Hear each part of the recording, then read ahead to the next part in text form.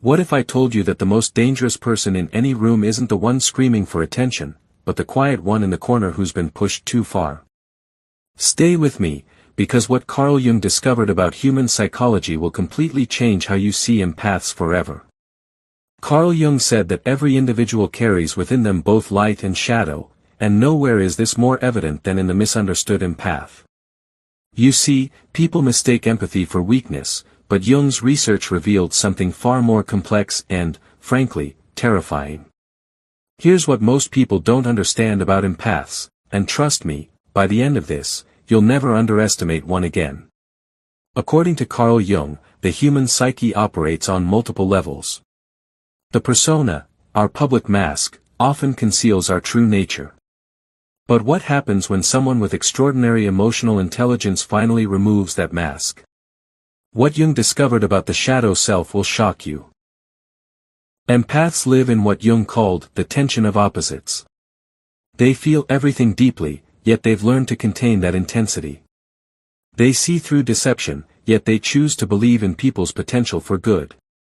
This isn't naivety, it's what Jung termed transcendent function, the ability to hold contradictory truths simultaneously. But here's where it gets dangerous, and why narcissists should be terrified. Carl Jung said that the most integrated individuals are those who have faced their shadow and emerged whole. Empaths, through repeated betrayal and manipulation, are forced into this integration process earlier and more intensely than most. They don't just understand light, they intimately know darkness, because they've been pushed into it. The narcissist sees the empath as compassion and makes a fatal miscalculation. They think they're dealing with someone weak, someone controllable. But Jung discovered that those who lead with their hearts often possess the strongest psychological foundations. Why? Because they've had to develop them to survive. Listen carefully to what happens next, because this is where the tables turn completely. According to Carl Jung's theory of individuation, every person must eventually confront their authentic self. For most people, this happens gradually, if at all. But for empaths who've been betrayed, this process accelerates dramatically. The pain becomes a catalyst for what Jung called psychological rebirth. Here's what Jung understood that most people miss: emotional sensitivity isn't a weakness, it's advanced pattern recognition. Empaths don't just feel emotions, they decode them, analyze them, store them. Every manipulation, every lie, every act of emotional violence gets catalogued in their psyche, not as bitterness, but as data.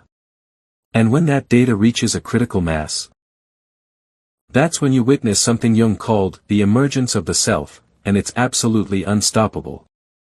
Carl Jung discovered that the most powerful transformations happen not in comfort, but in crisis.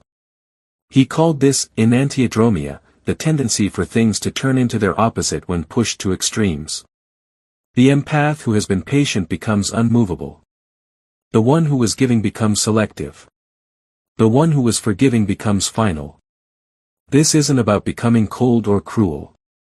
Jung understood that true strength emerges when someone integrates their shadow, when they acknowledge their capacity for boundaries, for saying no, for walking away. The empath doesn't lose their heart, they gain their backbone. But here's what will absolutely blow your mind about what happens next. According to Carl Jung, there's a difference between being unconsciously reactive and consciously responsive. Most people operate from their wounds. They lash out, they seek revenge, they try to hurt others as they've been hurt. But the transformed empath? They operate from what Jung called conscious choice. They don't need to destroy their betrayer because they've already won a far more important battle, the one within themselves. Jung said that the greatest victory is not conquering others, but conquering the parts of yourself that would drag you down to their level. And this is where the narcissist realizes they've made a catastrophic error in judgment. Carl Jung observed that manipulators rely on predictable reactions. They need you to chase, to explain, to fight for the relationship. But when an empath reaches what Jung called psychological autonomy, they become immune to these tactics. They stop playing the game entirely. Jung discovered that the most powerful position in any dynamic is detachment born from understanding, not withdrawal born from fear. The awakened empath doesn't retreat because they're hurt. They step back because they finally see clearly. What happens next will redefine everything you thought you knew about power dynamics. According to Carl Jung's research on psychological types, empaths possess what he called feeling function dominance, but this isn't emotional instability. It's sophisticated emotional intelligence. They can read between the lines, sense incongruence, detect manipulation before it's even fully formed. But here's the twist Jung identified: when this emotional intelligence combines with hard-earned wisdom, it creates something unprecedented. The empath stops being reactive and becomes strategic. They don't operate from pain anymore, they operate from power. And the transformation that follows? Jung had a specific term for it, and it's absolutely game-changing. Carl Jung called it the transcendent function, the ability to hold tension without breaking, to see truth without becoming bitter, to choose response over reaction. The empath who has been forged in the fire of betrayal develops this transcendent function at a level most people never reach. They become what Jung termed individuated, complete unto themselves. They no longer need external validation to know their worth. They no longer require others' approval to trust their perceptions. They stop being dependent on anyone who doesn't appreciate their depth. But here's the part that will send chills down your spine. According to Carl Jung, there's a phenomenon he called psychological mirroring. Empaths naturally reflect back what others project onto them. But when an empath has been betrayed repeatedly, something shifts. They stop reflecting and start revealing. They see through the charm, the manipulation, the false apologies. They watch the patterns play out with crystal clarity. And instead of absorbing the dysfunction, they begin to reflect it back, not with malice, but with truth.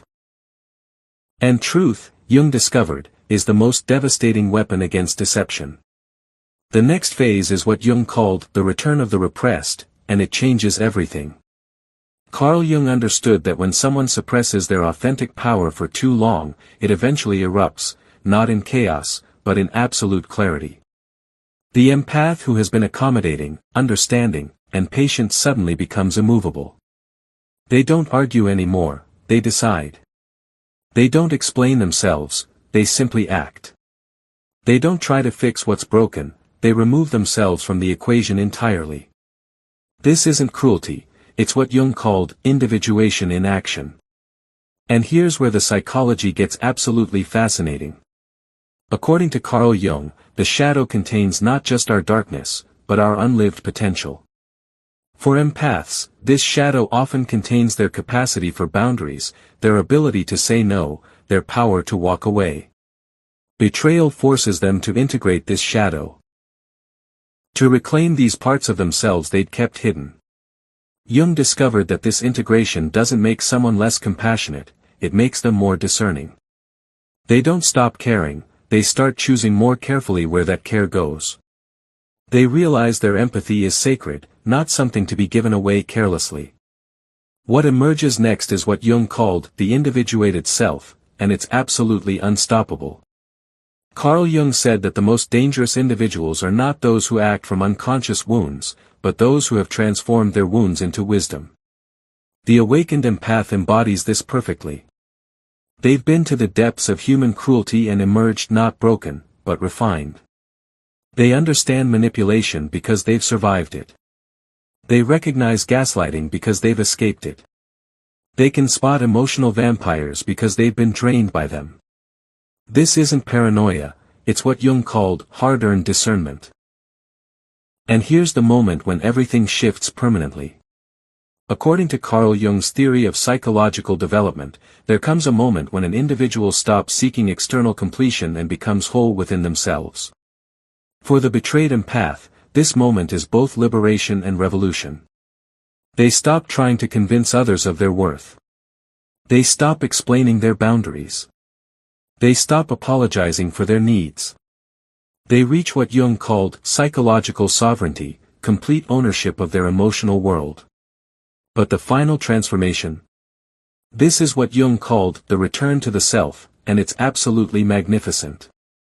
Carl Jung discovered that true strength isn't the absence of sensitivity, it's sensitivity refined by wisdom. The fully awakened empath embodies this paradox perfectly.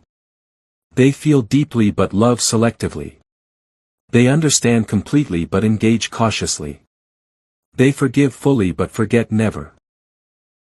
Jung said that the most integrated individuals are those who can hold both their light and their shadow in conscious awareness. The transformed empath has learned to be gentle with those who deserve it and firm with those who require it. They've mastered what Jung called appropriate response. And here's the final piece that makes them absolutely untouchable. According to Carl Jung, the highest form of psychological development is when someone no longer needs others to complete them. The awakened empath reaches this state not through isolation, but through integration. They become whole not by shutting out the world, but by choosing their place in it carefully. They no longer rescue people who enjoy drowning. They no longer chase those who consistently run. They no longer pour their light into black holes disguised as people. They've learned what Jung called the art of conscious relationship, engaging only where there's mutual respect, reciprocity, and genuine care. The end result? Something Jung called the individuated empath, and they're the most powerful force you'll ever encounter. Carl Jung said that when someone has integrated their shadow, faced their demons, and emerged whole, they become what he termed a force of nature. Not destructive, but unstoppable. Not aggressive, but absolutely certain. The fully awakened empath doesn't seek revenge because they've transcended the need for it. They don't need to prove their worth because they know it intimately. They don't fear being alone because they've learned to be excellent company for themselves. They become what Jung called psychologically complete, individuals who have transformed their deepest wounds into their greatest strengths. They are dangerous not because they attack, but because they cannot be manipulated, controlled, or broken again. And that, according to Carl Jung's lifetime of research, is the most terrifying thing a narcissist can face. Someone who has learned to love themselves as fiercely as they once loved others. The empath's journey from victim to sovereign is not just personal transformation, it's what Jung called the hero's journey of the psyche. They descend into darkness, face their shadows, integrate their power, and emerge not just healed, but wholly. Carl Jung discovered that suffering, when consciously embraced and psychologically processed, becomes the raw material for wisdom. The empath who has walked through fire doesn't just survive, they become the light that guides others out of their own darkness. They are living proof of Jung's greatest insight, that within every wound lies the seed of transcendence, and within every betrayal lies the invitation to become more authentic, more powerful, and more whole than ever before. This is the psychology of the awakened empath. And once you understand it, you'll never underestimate the quiet strength of someone who has learned to transform their pain into power, their wounds into wisdom, and their deepest suffering into their greatest strength. Thank you so much for staying with me through this exploration. If you found value in today's discussion, don't forget to subscribe to the channel and share this video with someone who might benefit from it.